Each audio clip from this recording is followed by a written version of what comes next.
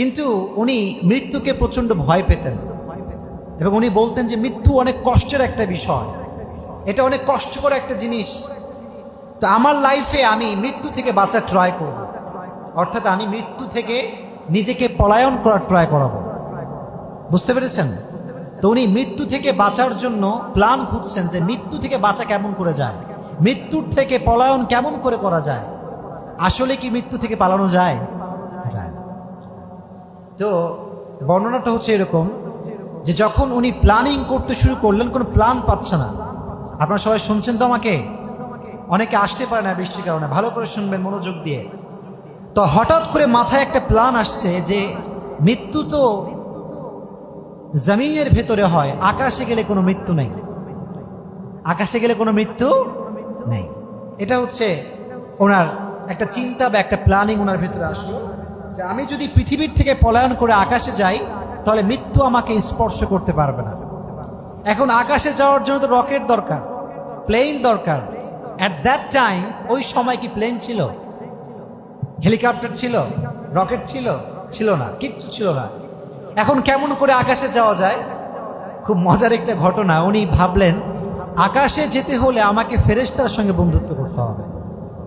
কাদের সঙ্গে? ফেরেশতার সঙ্গে। তো উনি খুঁজে খুঁজে একজন ফেরেশতা পেলেন এবং ওনার সঙ্গে খুব ভালো একটা বন্ধুত্ব করলেন।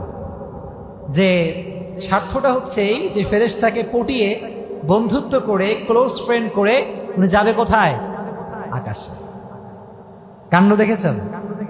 তো একজন ফেরেশতার সঙ্গে বন্ধুত্ব করেছে। তো বন্ধুত্বের একটা পর্যায়ে গিয়ে ফেরেশতাকে বলছে যে বন্ধু, আমার একটা রিকোয়েস্ট আছে, একটা আবদার আছে। ফেরেশতা বলল, আবদারটা কি?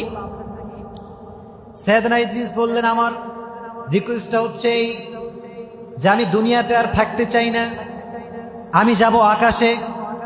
আকাশে আমি কেমন করে যাব? আমাকে নেওয়ার মতো কেউ নাই, একমাত্র বন্ধু তুমি আমাকে আকাশে নিতে পারো। এবার ফেরেশতা অবাক হয়ে গেলেন। ফেরেশতা বললেন, ও আল্লাহর নবী, আকাশে যাওয়ার কোনো প্রসেস নাই, নো এন্ট্রি ফর পিপল। এটা যেন তেন জায়গা নয়, এখানে জনসাধারণ প্রবেশ নিষেধ, এখানে মানুষ আসতে পারবে না। যেমন মনে করেন ফর এক্সাম্পল আর্মি ক্যান্টনমেন্ট, এখানে আর্মি ছাড়া সাধারণ মানুষ কি এমনি এমনি প্রবেশ করতে পারবে? লেখাই আছে নো এন্ট্রি, আসা যাবে না। কারণ এটা খুব সেন্সিটিভ একটা প্লেস, এখানে যে কেউ ঢুকতে পারবে না। ঢুকলে সমস্যা আছে না? সমস্যা আছে। এজন্য উনি বললেন যে দেখুন আল্লাহর নবী, ফেরেশতা এটা একটা রেস্ট্রিক্টেড প্লেস, এখানে যে কেউ যেতে পারবে না। আমরা যেতে পারি ঠিক আছে, কিন্তু আপনি আল্লাহর নবী, আপনি ইউ আর হিউম্যান বিং, আপনি মানুষ, মানুষ হিসেবে আকাশে অ্যালাউড নেই, আকাশে যেতে পারবে না। ইদ্রিস আলাইহিস সালাম নাসর বান্দার মতো বললেন, না না, আমি আকাশে যেই ছাড়বো বন্ধু, তোমাকে কিছু করতেই হবে। এবার ফেরেশতা পড়ছে মহাবিপাকে, বন্ধুর অনুরোধ ফেলাও যায় না, রাখাও যায় না। তো উনি বললেন ঠিক আছে, লেট মি ট্রাই, একটা ট্রাই করা যাক, চলো আমরা আকাশে আমরা যাই, আপনাকে নিয়ে আমরা আকাশে যাই। তো ইদ্রিস আলাইহিস সালাম ওই ফেরেশতার যে পাখা, ফেরেশতার পাখা, এটা আপনারা জানেন তো, ফেরেশতার কি আছে? পাখা আছে। তো ইদ্রিস আলাইহিস সালাম এই পাখার ভিতরে লুকিয়ে গেলেন। কিসের ভিতরে লুকিয়ে গেলেন? পাখার ভিতরে।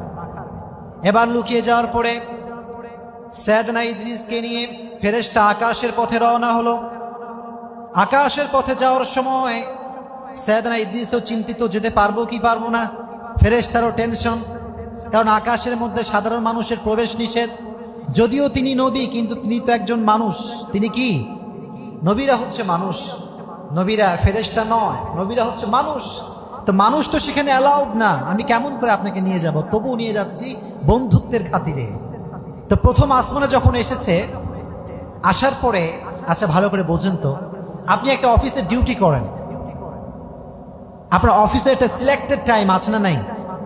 যে আপনি 2টার সময় আসবেন, সন্ধ্যার আগে যাবেন, কিংবা সকালে আসবেন, রাতে যাবেন।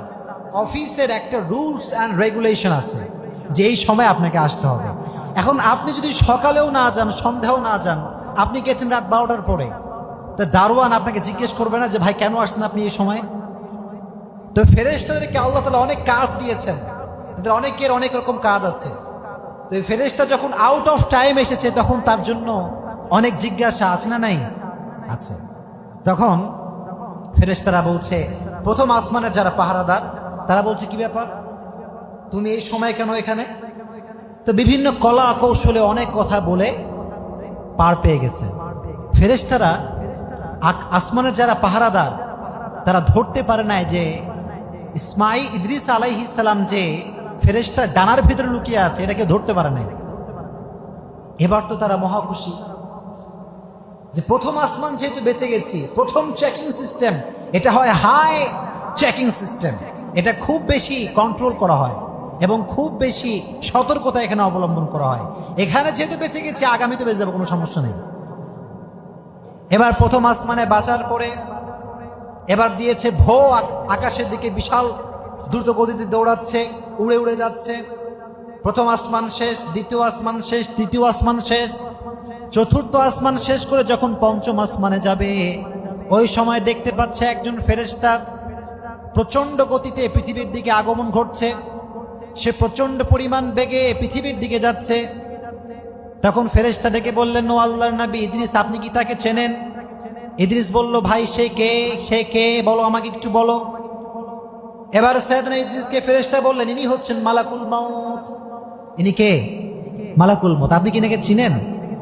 তো ইদ্রিস আলাইহিস সালাম মনে মনে হাসছেন, বলছেন, কয় কি বেটা, আমি তারে চিনি না? মানে তার জন্য তো দুনিয়া থেকে পালায় আসছে আকাশে, তারে চিনি না আমি? তো এটা মনে মনেই রাখলেন, কারণ বন্ধু তো সিক্রেট জানে না। বন্ধু কি জানে সিক্রেটটা?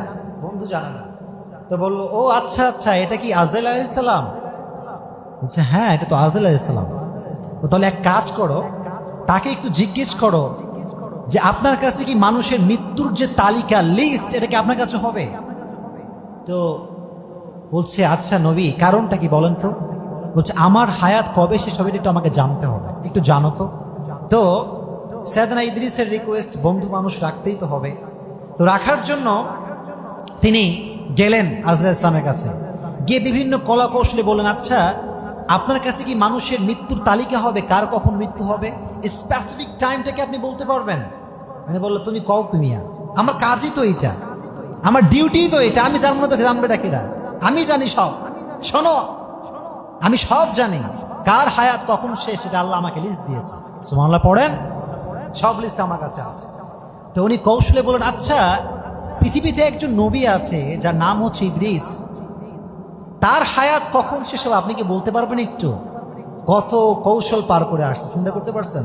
কারণ প্রথমে যদি জিজ্ঞেস করে ইদ্রিসের হায়াত কত, তো সন্দেহ হয়ে যাবে, এই বেটার সমস্যা কি, আগেই আসে কয় ইদ্রিসের হায়াত কত, সমস্যা আছে না নাই? কলা কৌশল করে বলেছে ইদ্রিসের হায়াতটা কত বলতে পারবেন? এখন আপনি মনে করেন সরকারি কর্মকর্তা, কথার কথা, ফর এক্সাম্পল আপনার কাছে অনেক অনেক তালিকা, এখন যদি আমি একটা নাম জিজ্ঞেস করি আপনি কি সঙ্গে সঙ্গে বলতে পারবেন? বলা সম্ভব না, আপনাকে রেজিস্টার খাতা দেখতে হবে, চেক করে বলতে হবে।